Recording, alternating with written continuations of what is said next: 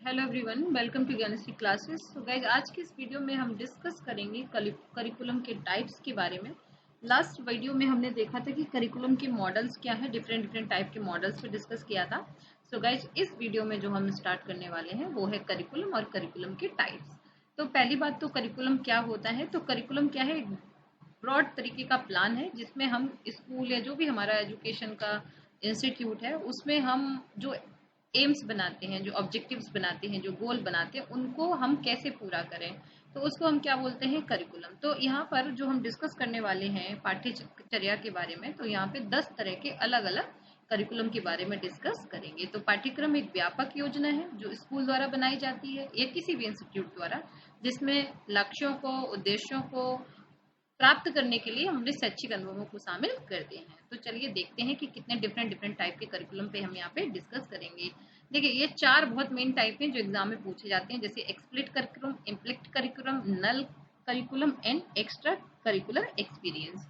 तो ये सारे क्या है, डिफरेंट डिफरेंट टाइप के करिकुलम्स हैं। तो देखते हैं हम इनको पहले डिटेल में। देखिए, एक होता है चाइल्ड सेंटर्ड, तो इस पे हम ज़्यादा डिस्कस नहीं करेंगे, ऑलमोस्ट आपको पता ही है। चाइल्ड सेंटर वो ऐसा करिकुलम है जहाँ पे लर्नर को ध्यान में, है ना, जो भी हमारा स्टूडेंट है उस स्टूडेंट को ध्यान में रख के बनाया जाता है, बिकॉज सारी जो एजुकेशन है वो अल्टीमेटली आप देखेंगे कि लर्नर के लिए है।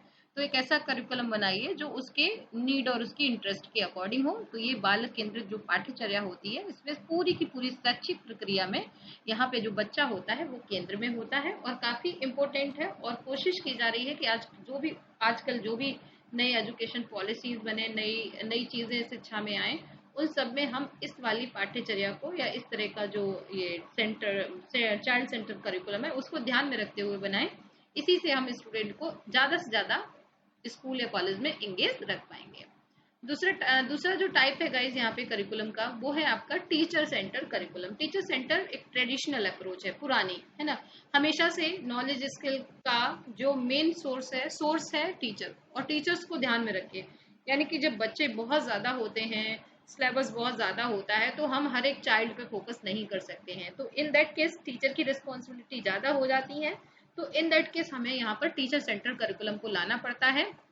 ये कंटेंट पे ज्यादा फोकस करता है, स्टूडेंट पे कम फोकस करता है, ठीक है। तो वैसे ये अच्छा है, हायर लर्नर के लिए अच्छा है, जो भी हायर लर्निंग से जुड़े हुए बच्चे होते हैं, हायर स्टडी में ये अच्छा माना जाता है। और ये बहुत बड़ी पॉपुलेशन है, अगर जैसे भारत जैसा देश जहाँ पे बहुत सारे लोग हैं, छात्र बहुत ज्यादा हैं, तो वहाँ पे हम शिक्षक केंद्र पाठ्यचर्या को ले सकते हैं।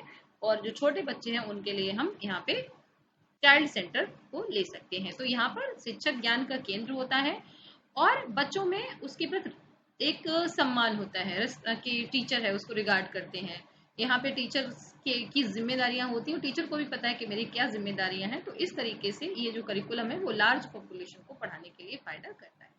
Now we will talk about core curriculum, ठीक है। अब ये एक नई चीज है आपके लिए कि कोर करिकुलम क्या होता है। तो सबसे पहले देख लेते हैं इसकी हिंदी। तो हिंदी में बोलते हैं इसको मूल पाठ्यचर्या। तो मूल जो शब्द होता है, मूल का वैसे भी हमें आप पता है कि total growth of the people such as social, emotional, moral, intellectual, physical and spiritual and each learning experience aim at the total growth. तो जो कोर करिकुलम होता है, this type of curriculum is a set of common courses and it is a general education for all student, and common learning includes knowledge, skill and values, and all learner are provided these learning experience, and these common learning experience are expected essential for the learner to adjust effectively in the society. Sets of basic subject like English, history, math, science etcetera. तो इस तरह का जो curriculum होता है वहां पे बच्चे की टोटल ग्रोथ पे, जैसे हमने भी बताया था कि टोटल ग्रोथ, चाहे वो आपकी सोशल हो, इमोशनल हो, मोरल हो, इंटेलेक्चुअल, किसी भी तरह की टोटल ग्रोथ को फोकस करने के लिए होता है। और ये कॉमन कोर्सेज है ना, जो भी है, जैसे हम आप 10th कर रहे हैं, तो 10th में ये पता है कि 10th में हम क्या क्या पढ़ेंगे। हम 12th कर रहे हैं तो ये कंफर्म है कि 12th में हम क्या क्या पढ़ रहे हैं। बीएड है तो बीएड में साइकोलॉजी तो सबको पढ़नी ही है, फिलोसफी तो सबको पढ़नी ही है। यानी कि वो चीज जो कॉमन है सभी के लिए, सभी स्टूडेंट पे जो अप्लाई होती है, वो हम उसकी मूल पाठ्यचर्या या इसी को हम कॉमन करिकुलम या कोर करिकुलम के नाम से जानते हैं। कोर करिकुलम हिंदी में देखिए, ये पाठ्यक्रमों का एक सेट होता है जो सभी छात्रों के लिए एक सामान्य रूप से लागू होता है, जिसमें सामान्य में हम ज्ञान, कौशल, मूल्य कुछ भी शामिल कर सकते हैं। और प्रभावी ढंग से। यहाँ पे ये कोशिश की जाती है कि बच्चे को हम उसकी जो भी समग्र जो विकास है, उसका टोटल जो डेवलपमेंट है, टोटल जो ग्रोथ है, उसको अच्छा करें। इसके बाद रिटन करिकुलम के बारे में, तो चाहे ओवर्ट कहिए, चाहे एक्सप्लिक्ट कहिए, चाहे रिटन करिकुलम कहिए, चाहे आप इसको डायरेक्ट बोल दीजिए, चाहे इसे आप फॉर्मल बोल दीजिए, तो इसके बहुत सारे नाम हैं। हिंदी में इसको बोलते हैं प्रत्यक्ष या लिखित। तो जिस करिकुलम को स्कूल में फॉर्मल इंस्ट्रक्शंस के द्वारा लिख के दिया जाता है कि बस ये आपको पढ़ाया जाएगा, इसके साथ साथ ये सारी चीजें, चाहे वो आपका कोई डॉक्यूमेंट हो, कोई टेक्स्ट हो, कोई फिल्म हो, कोई सपोर्टिंग टीचिंग मटेरियल हो, तो ये सारी चीजें वहां पे शामिल होती हैं। तो written curriculum simply that which is written as a part of formal education of schooling experience. So it may refer to a curriculum document, तो उसमें कई सारी चीजें आती हैं। Overt curriculum is usually confined to those written understanding and direction formally designed and reviewed by administrative and curriculum directors and teachers and often collectively. तो प्रकट कहिए, स्पष्ट कहिए या लिखित कहिए, ये बेसिकली एक ऐसा करिकुलम होता है, पाठ्यचर्या, जिसको हम स्कूली शिक्षा के दौरान औपचारिक निर्देशों के रूप में समझते हैं। इसमें कोई दस्तावेज भी आ सकता है, इसमें ग्रंथ भी आ सकते हैं, इसमें शिक्षण साहित्य सामग्री भी आती है। और इसे खुले तौर पे, डायरेक्ट प्रकट का मतलब क्या है, एकदम ओपन होता है, खुला हुआ होता है, सभी को पता है कि क्या क्या पढ़ाना है। इसमें प्रत्यक्ष तरह से पाठ्यक्रम में क्या क्या चीजें शामिल होती हैं, उन निर्देशों का एक सेट होता है कि ये चीजें बच्चों को पढ़ानी है। और इसी का, चाहे वो टीचर्स हों, चाहे प्रशासक हों, चाहे कोई भी हो, सारे लोग इसी को समीक्षा करते हैं, देखते हैं कितना पढ़ा दिया गया, कितना रह गया है। इसी से टीचर्स अपने लेसन प्लान्स बनाते हैं। इसी को हम एंड ऑफ द डे देख लेते हैं कि कितना टीचर्स ने पढ़ाया है, कितनी ग्रोथ हुई है।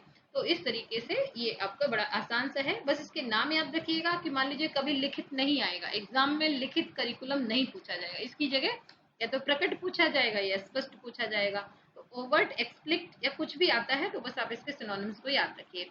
इसका जस्ट उल्टा उल्टा होता है कवर्ड और हिडन करिकुलम। ठीक है, देखिए, एक है ओपन, दिख रहा है, एक है हिडन, यानी कि बहुत सारी चीजें हैं जो प्लान्ड नहीं होती हैं, जो इच्छित नहीं होती, अनइंटेंडेड होती हैं, बट वो आपकी लर्निंग में एक बहुत बड़ा रोल प्ले करती है। उसको हम हिडन या कवर्ड करिकुलम बोलते हैं। जैसे नॉर्म्स, वैल्यूज, है ना। आप जैसे आपका बच्चा घर पे है, बहुत उद्दंड है, स्कूल गया और उसके बाद लौट के आया, वो आपके पैर छूने लगा, नमस्कार करने लगा, घर से जाते समय आपसे बहुत पैर छू के जाने लगा, ये उसको शायद उसके टीचर्स ने बताया।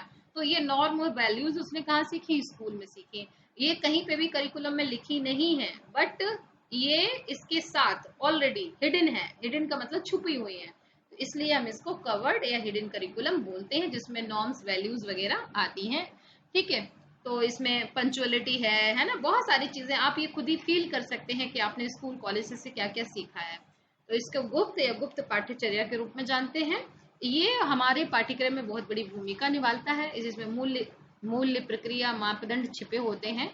ये उस तरीके को संदर्भित करता है जिसके द्वारा हम सांस्कृतिक और मूल्य और दृष्टिकोणों को सीखते हैं। जैसे अधिकार का पालन, रिस्पॉन्सिबिलिटी है, समय की पाबंदी है ना, विलंबित संतुष्टि है ना। तो इन सारी चीजों को हम स्कूल में सीख लेते हैं।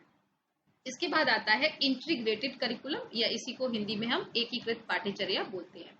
इंटीग्रेटेड जो करिकुलम है implies learning that is synthesized across traditional subject areas and learning experience that are designed to be mutually reinforcing. This approach develops child ability to transfer their learning to other settings.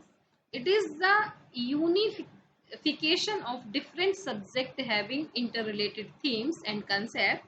Teacher teach various subjects by using integration techniques, for example, general science, curricula interest, concern form, physics, chemistry, biology, geology and astronomy etc. तो एकीकृत पाठ्यक्रम वैसा है जो पारंपरिक विषय क्षेत्रों सीखने के अनुभवों में संश्लेषित होता है, जो पारस्परिक रूप से मजबूत होने के लिए डिजाइन किया गया है। यह दृष्टिकोण बच्चे की अपनी शिक्षा को अन्य सेटिंग के साथ स्थानांतरित करने की क्षमता को विकसित करता है। यह परस्पर संबंधित विषयों और अवधारणाओं करने वाले विषयों का एक एकीकरण है। शिक्षक एकीकृत तकनीक का उपयोग करके विभिन्न विषयों को पढ़ाते हैं, जैसे सामान्य ज्ञान, भौतिकी, रसायन विज्ञान, जीव विज्ञान, भू विज्ञान, खगोल विज्ञान आदि की अभिधारणाओं को एकीकृत करते हैं। इसका मतलब आप बहुत सीधी भाषा में जानिए। एकीकृत करने का मतलब इंटीग्रेट, यानी कि बहुत सारी चीजों को हम एक साथ मिक्स करके पढ़ा रहे हैं। कभी कभी जैसे मान लीजिए आपका एक इंग्लिश लैंग्वेज का नॉलेज है, आपका वोकेबुलरी का नॉलेज है, फिर आपको रीजनिंग पढ़ा रहे हैं, मैथ का नॉलेज है, तो इन सारी चीज़ों को हम कभी कभी एक साथ एक तरीके से यूज करके पढ़ा देते हैं, तो उसको हम इंटीग्रेटेड या एकीकृत पाठ्यचर्या बोलते हैं। इसके बाद आता है सब्जेक्ट सेंटर करिकुलम। है subject centre this curriculum giving importance to training people in particular subject, it main objective are all elements knowledge and constitute as a subject for study. तो जब हमें बहुत ही ज्यादा टारगेट होके पढ़ना पड़ता है कि हमें इस सब्जेक्ट को इतने टाइम में बहुत जल्दी पूरा करना है, तो हायर एजुकेशन सिस्टम में सब्जेक्ट सेंटर करिकुलम ही चलता है। तो विषय केंद्रित पाठ्यक्रम जहाँ पे पूरी तरीके से किसी विशेष विषय में बच्चों को प्रशिक्षण देने के लिए इसका उपयोग किया जाता है, और हम यहाँ पर अध्ययन के लिए विषयों को समझते हैं और गहराई से इसको पढ़ते हैं। तो बेसिकली ये जो होता है वो उच्च शिक्षा के बच्चों के लिए ही होता है। इसके बाद हम बात करते हैं 8 नंबर पे। 8 नंबर पे हमारे पास आता है नेक्स्ट ब्रॉड फील्ड और होलिस्टिक करिकुलम। होलिस्टिक का मतलब है संपूर्ण, है ना, यानी कि समग्र, व्यापक या समग्र। तो ये एक ऐसा करिकुलम होता है जो कई सारे विषयों को अध्ययन के लिए एक व्यापक क्षेत्र में जोड़ता है। तो व्यापक पाठ्यक्रम हमें सीखने के अनुभव जो हमने एकीकृत किया है ना, उसी में जब हम धीरे धीरे कई सारी चीजों को एक साथ जोड़ते चले जाते हैं, भाषा, पढ़ने की कला, वर्तनी, लिखन, बोलना, सुनना, यानी कि जो भी हमारे अलग अलग डोमेन्स हैं, उन सभी डोमेन्स को जो हम एक साथ ले आते हैं, है ना, तो उसको हम बोलेंगे होलिस्टिक करिकुलम। और इसका बेसिक यही है कि हमारा होलिस्टिक डेवलपमेंट हो पाए। अब आपको ये समझ नहीं आ रहा होगा कि होलिस्टिक और एकीकृत में या इंटीग्रेटेड में क्या सिमिलरिटीज हैं, क्या डिफरेंट है। मैं आपको एक एग्जांपल देके बताती हूँ। जैसे मान लीजिए हमें किसी पर्सन का ट्रीटमेंट करना है, ठीक है, तो अब हम ट्रीटमेंट करने के लिए इंटीग्रेटेड अप्रोच को लेके चल रहे हैं। तो इंटीग्रेटेड का मतलब क्या है कि हम उसकी 2-4 चीज़ों को शामिल करेंगे, ठीक है, कि जैसे उसको फीवर है तो चलो उसको भी ले लेते हैं, उसको कोई जुकाम है, कोल्ड है तो उसको भी ले लेते हैं, उसको बॉडी पेन है तो उसको भी ले लेते हैं। तो इन सारी चीज़ों को इंटीग्रेट करके एक साथ लेके हम उसको मेडिसिन दे देंगे। तो this is the integrated approach. अब होलिस्टिक अप्रोच क्या होगी? होलिस्टिक का मतलब ये हो गया कि उस पर्सन का हम ये नहीं देखेंगे कि उसको वायरल है कि उसको क्या है, उसका पूरा इलाज करेंगे, ठीक है, उसको संपूर्ण तरीके से, समग्र यानी कि होलिस्टिक, ठीक है। उसे कहेंगे भाई सुबह उठ के आप टहलिए, ये खाना खाइए, ऐसे रहिए, अपनी लाइफ स्टाइल को ऐसे चेंज करिए। तो हम उसे किसी पर्टिकुलर बीमारी का इलाज नहीं करेंगे, यानी कि होल, वो पूरे पर्सन का ही इलाज कर देंगे, ठीक है। इसी तरह से करिकुलम में होलिस्टिक जब वर्ड होगा, यानी कि हम किसी भी फील्ड को यहाँ पे नहीं छोड़ रहे हैं। इंटीग्रेटेड का मतलब है कि हम धीरे धीरे चीजों को ऐड कर रहे हैं, तो उस ऐड करने को हम इंटीग्रेटेड बोलते हैं। और होलिस्टिक शब्द जहाँ पे आ गया उसका मतलब है सब कुछ। तो इस तरीके से इसके, वैसे दोनों एक ही बात है, बट होलिस्टिक वर्ड थोड़ा बड़ा और बहुत ही बड़ा वर्ड है, और इंटीग्रेटेड उससे एक छोटा वर्ड है। So now we will talk about activity centered curriculum. So activity based curriculum किसी स्किल को, बेसिकली किसी एक्टिविटी को फोकस करता है। हिंदी में बोलते हैं इसको गतिविधि आधारित पाठ्यक्रम। जैसे जॉन डेवी ने जो बताया, फ्रोवेल ने जो बताया, रॉबर्ट गैगने ने जो बताया, तो इन लोगों ने जो भी करिकुलम सजेस्ट किया था, माउंटेसी और फ्रोवेल ने, जैसे खेल विधि, प्ले वे मेथड है, तो खेल खेल में बच्चों को सिखाएंगे। तो हम इसमें क्या करते हैं, बच्चों को सक्रिय शिक्षा पे, यानी कि लर्निंग बाय डूइंग, बच्चे करके सीखें। तो इस तरह के करिकुलम को हम यहाँ पर एक्टिविटी बेस्ड करिकुलम बोलते हैं। Now we will talk about null curriculum. So null curriculum basically वो होता है जो स्कूल में टीच नहीं किया जाता है, ठीक है। बहुत सिंपल, नल शब्द को जीरो से समझते हैं। नल मतलब जीरो, यानी कि जो पढ़ाया ही नहीं गया। अब इसमें होता क्या है कि टीचर कभी कभी जानबूझ के इग्नोर कर देते हैं, और कभी कभी उनको लगता है कि ये ज्यादा जरूरी नहीं है, या कभी कभी उनको लगता है कि चलो इसको छोड़ देते हैं। तो इस तरीके से उनको लगता है ये इम्पोर्टेंट नहीं है, ये बच्चों के काम का नहीं है, या बिना जानबूझ के भी छूट जाता है। तो बेसिकली नल करिकुलम वो करिकुलम होता है जो टीचर्स के द्वारा नहीं पढ़ाया जाता है। तो अशक्त या शून्य करिकुलम हम उसे कहते हैं जो स्कूल कॉलेज में जानबूझ के नहीं पढ़ाया जाता है, या उसका महत्वहीन समझ के उसकी अपेक्षा कर दी जाती है।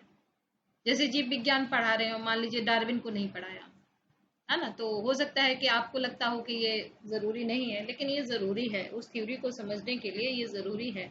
अब जैसे कोई टाइप्स ऑफ टीचिंग पढ़ा रहा है, ठीक है, या टाइप ऑफ लर्निंग पढ़ा रहा है, मान लीजिए कि लर्निंग्स के कितने टाइप होते हैं, और आप रॉबर्ट गैगने को छोड़ दीजिए, आपको लगता नहीं गैगने जरूरी नहीं है, बट गैगने जरूरी है। जब तक गैगने नहीं समझेंगे तब तक आप कैसे समझ जाएंगे कि उसकी थ्योरी क्या है।